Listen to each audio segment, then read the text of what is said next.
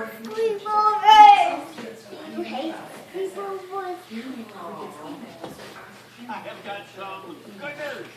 I don't want sleepovers. I don't want sleepovers. That's why I don't need. I will just make the bed. I don't need sleepovers. That's why I can't.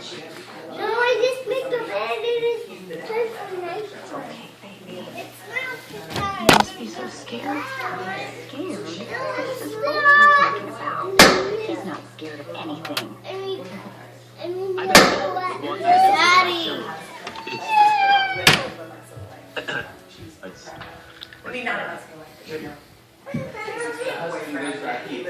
Uncle loves you very much, sweetie. And you're here.